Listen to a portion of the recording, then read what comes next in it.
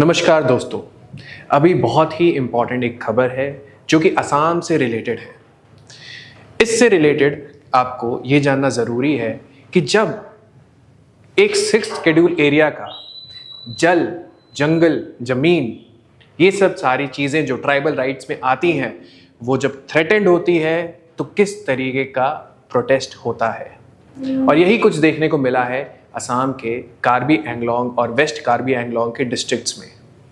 इसमें हम लोग ये भी जानेंगे कि किस तरीके से मिस इन्फॉर्मेशन की वजह से काफ़ी सारे प्रोटेस्ट होते हैं और उस प्रोटेस्ट में कितने सारे लोग घायल होते हैं और कितने सारे लोग अपनी जान गंवा बैठे हैं। इससे ये भी समझ में आता है कि आपके जो लैंड राइट्स हैं वो कितनी तरीके से सेव किए गए हैं संविधान के द्वारा और वो किस तरीके से थ्रेटन किए जा रहे हैं इल्लीगल ऑक्यूपेंट्स के द्वारा।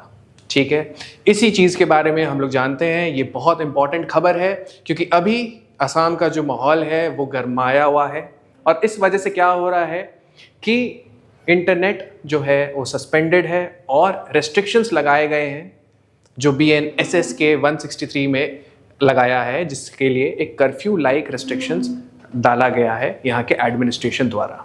तो देखते हैं कि ये इशू क्यों हुआ, क्या होता है इसमें और आगे का रास्ता क्या है। तो सबसे पहली बात आप यहाँ पे देख लीजिए कि असम का कार्बी एंगलोंग डिस्ट्रिक्ट और वेस्ट कार्बी एंगलोंग डिस्ट्रिक्ट ये बहुत इंपॉर्टेंट है, ये सारे एरियाज, क्योंकि ये जो गवर्न होते हैं वो आपके 6th शेड्यूल जो आपके कॉन्स्टिट्यूशन में है उन एरियाज में से एक है। ठीक है, इसका मतलब इनके पास एक autonomous Karbi Anglong autonomous council जो कि KAAC के नाम से जाना जाता है, इनके पास ऑटोनॉमी होती है 6th शेड्यूल के अंडर अपने आप को गवर्न करने की। ठीक है, मैप में अगर हम लोग इसका लोकेशन देखते हैं तो ये पूरा असम का एरिया है और ये आपका मेघालय यहाँ से शुरू होता है। ठीक है, तो ये असम का एरिया, ये आपका कार्बी एंगलोंग डिस्ट्रिक्ट है और यहाँ पे आपके साथ में लगा हुआ वेस्ट कार्बी एंगलोंग डिस्ट्रिक्ट है और यहाँ पर violence has erupted in adjoining Karbi Anglong districts over long simmering tensions over land rights, और लैंड राइट्स की वजह से ये सारे दिक्कतें आ रही हैं। याद करिए दोस्तों, क्या हुआ था कि दिसंबर 6 में प्रोटेस्ट आए थे, है ना। प्रोटेस्ट जो था वो आया बाद में है, लेकिन पहले क्या आ गया था, वो इनडेफिनेट हंगर स्ट्राइक था। और वो वजह क्या थी? वजह ये थी कि बहुत लंबे समय से जो कार्बी एंगलोंग डिस्ट्रिक्ट के ट्राइबल्स मेंबर थे वो लोग अपने लैंड के ऊपर अपनी ज़मीन जो थी उनकी, वो कई बार इल्लीगल ऑक्यूपेंट्स और इल्लीगल जो सेटलर्स थे उनकी वजह से वो ऑक्यूपाई हो गई थी और इस वजह से उनका जो जल, जंगल और ज़मीन जिसे कहते हैं वो उनसे छिनता जा रहा था। अब इस वजह से क्या होता है कि सुप्रीम कोर्ट एक ऑर्डर निकालती है। सुप्रीम कोर्ट ये कहती है कि जितने भी इल्लीगल ऑक्यूपेंट्स हैं उस लैंड के, उनको एविक्ट किया जाए। ठीक है, लेकिन फिर गुवाहाटी हाई कोर्ट के लिए एक पिटिशन आता है और वो कहते हैं कि इस एविक्शन पे एक इंटरिम ऑर्डर से हम लोग थोड़ा टेम्पररी वेट लगाते हैं। ठीक है, अब इस टेम्पररी वेट की वजह से क्या होता है कि जो प्रोटेस्टर्स होते हैं, जो लोग वहाँ के ट्राइबल्स हैं, वो लोग क्या चाहते हैं कि हम लोग को ये अपना जो लैंड है वो जल्दी से जल्दी वापस मिले और ये जल्दी से जो इल्लीगल ऑक्यूपेंट्स हैं वो एविक्ट किए जाएं। ठीक है, इसी सिलसिले में सुप्रीम कोर्ट के नोटिस के बाद KAAC जो कि कार्बी एंगलोंग ऑटोनोमस काउंसिल है वो एविक्शन नोटिस निकालती है फरवरी 2024 को।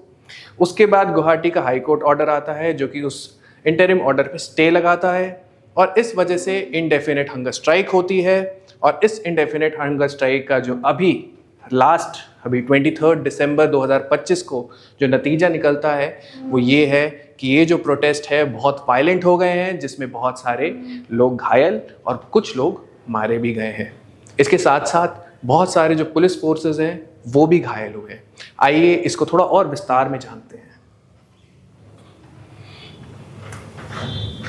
तो देखा जाता है दोस्तों, अभी तक जैसी रिपोर्ट्स आई हैं उस हिसाब से 48 जो सिक्योरिटी फोर्सेस हैं, पुलिस पर्सनल है, वो इंजर्ड हो गए हैं क्योंकि जो प्रोटेस्टर्स हैं उन लोग ने, और जो नॉन नेटिव्स भी हैं, जो नॉन ट्राइबल्स भी हैं, उन लोग ने प्रोटेस्टर्स के साथ मिलकर बहुत सारे प्रॉपर्टीज़ को, दुकान को जलाया है। और सिक्योरिटी फोर्स इसी प्रोसेस को रोकने के लिए लाठी चार्ज और टीयर गैस का इस्तेमाल करते हुए, और इन प्रोसेस में खुद भी बहुत सारे पुलिस पर्सनल घायल हुए हैं और 2 जानें चली गई हैं।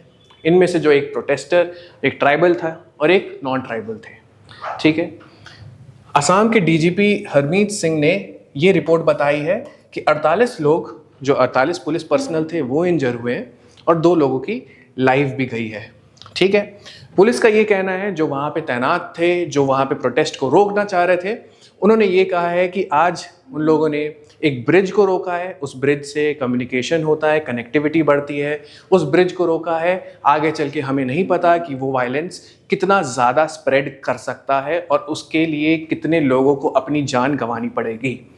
ठीक है, एक बार आगे देख लेते हैं कि ऐसा क्या लैंड राइट्स मिलता है जो कॉन्स्टिट्यूशन के अंडर 6th शेड्यूल में आपके लिए अवेलेबल है इन ट्राइबल्स को।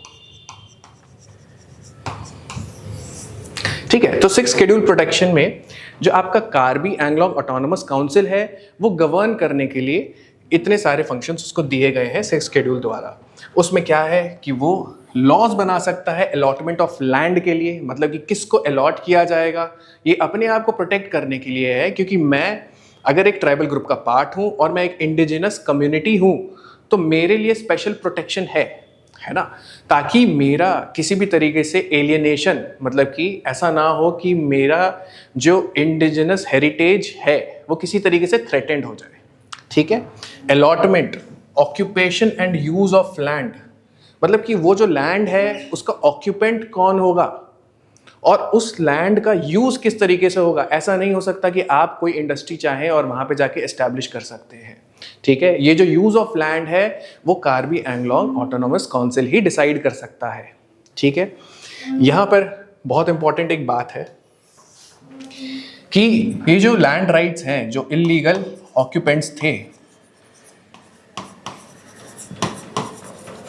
इलीगल ऑक्यूपेंट्स 2 जगह, एक तो विलेज ग्रेजिंग रिजर्व्स और एक प्रोफेशनल ग्रेजिंग रिजर्व्स।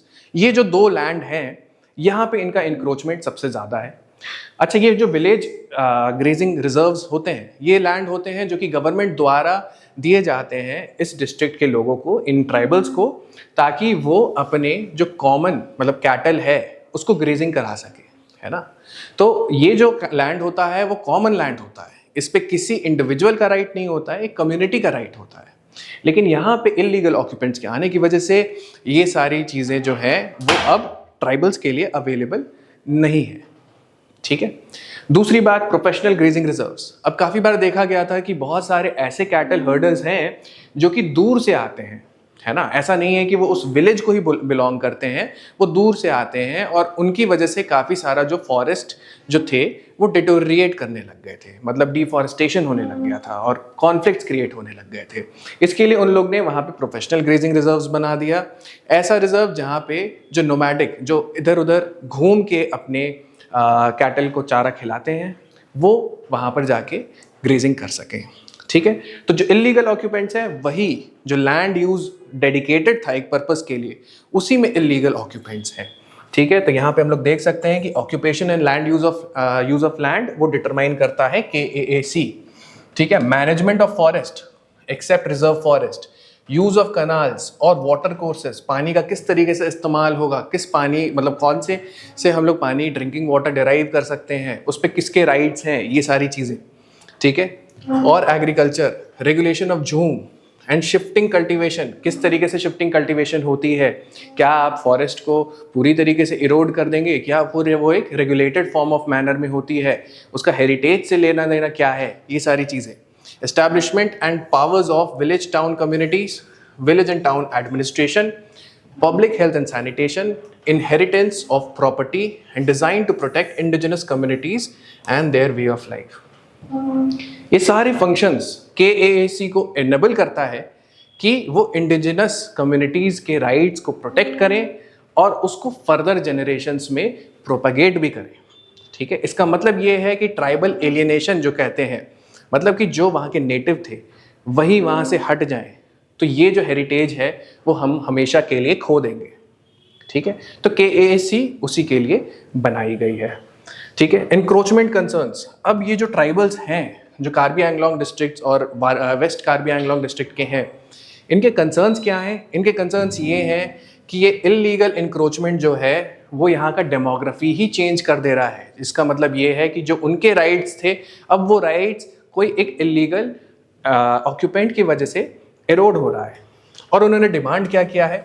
उन्होंने डिमांड किया है कि unchecked settlements threatens the existence of indigenous communities and therefore they have demanded eviction of alleged encroachers, है ना। सुप्रीम कोर्ट के ऑर्डर के तहत उन्होंने बोला है कि जल्द से जल्द इनका एविक्शन हो, और इस वजह से वो लोग इनडेफिनेट हंगर स्ट्राइक पे बैठ गए थे। ठीक है, अब इस तरीके से एक और इसमें डायमेंशन है जो हमें देखना चाहिए, और वो है मिस इन्फॉर्मेशन का। जब ये प्रोटेस्ट शुरू हुआ था जब ये हंगर स्ट्राइक शुरू हुआ था दिसंबर 6 में, तब ये बहुत ही शांत हंगर स्ट्राइक था। ठीक है, members of Karbi Anglong launched a hunger strike demanding action on lands right issues. ठीक है, इसमें ये बहुत शांतिपूर्वक बैठे थे, लेकिन फिर क्या होता है, एक मिस इन्फॉर्मेशन आता है। पहले क्या होता है कि मेडिकल इमरजेंसी क्रिएट होती है इन लोगों की वजह से, और इनको ट्रांसफ़र किया जाता है Guwahati medical college and hospital में। ठीक है, अब ये जो मिस इन्फॉर्मेशन है कि उनको ट्रांसफ़र किया गया है या फिर उनको ऑन साइट से प्रोटेस्ट से रिमूव किया गया है, तो ये बात बहुत फैल जाती है कि उन्हें प्रोटेस्ट साइट से रिमूव किया जा रहा है एडमिनिस्ट्रेशन द्वारा, मतलब फोर्स यूज़ किया जा रहा है उनके अगेंस्ट। अब ये जो न्यूज़ है वो एक मिस इन्फॉर्मेशन है जो कि सही नहीं है, जिसका फैक्ट चेक करना ज़रूरी है। ठीक है, इस वजह से क्या होगा कि आगे चल के वो जो एक शांतिपूर्वक हंगर स्ट्राइक था, अब वो वायलेंट प्रोटेस्ट बन जाता है। तो मिस इन्फॉर्मेशन स्प्रेड्स और वायलेंस इरप्ट्स। मतलब कि जितनी भी दुकानें थी खिरोनी विलेज में, कुछ को जला दिया गया, मार्केट्स को जला दिया गया, और clashes between protesters and security forces, even police personnels were not spared. ठीक है, वो भी इंटेंसिफाई हो गया। तो ये जो है वो मिस इन्फॉर्मेशन के कारण प्रोटेस्ट जो है अब बहुत ज़्यादा ही वायलेंट हो गया है। अब गवर्नमेंट रिस्पॉन्स क्या था इसमें? क्योंकि ये जो मिस इन्फॉर्मेशन है वो बहुत ज़्यादा स्प्रेड कर रहा है, इसकी वजह से इंटरनेट सस्पेंशन, मतलब कि कोई भी ऐसा जो न्यूज़ जो कि इंसाइटमेंट दे ऑफेंस के लिए, जो कि वायलेंस के लिए हो, तो एक रीजनेबल रिस्ट्रिक्शन है किसी के फंडामेंटल राइट के लिए। इसीलिए इसके तहत एडमिनिस्ट्रेशन ने इंटरनेट सस्पेंशन किया है उस एरिया में।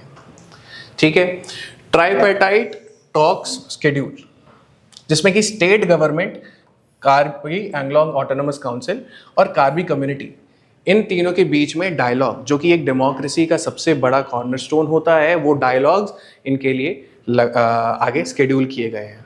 एडिशनल फोर्सेस डिप्लॉयड, क्योंकि ऑलरेडी जो पुलिस पर्सनल है वो ओवरवर्कड है, एग्जॉस्टेड है और इंजर्ड है, और उनकी जान को खतरा भी है, इसलिए एडिशनल फोर्सेस भी वहाँ पे उन एरियाज में डिप्लॉय किए गए हैं। और इन्वेस्टिगेशन इज अंडर वे।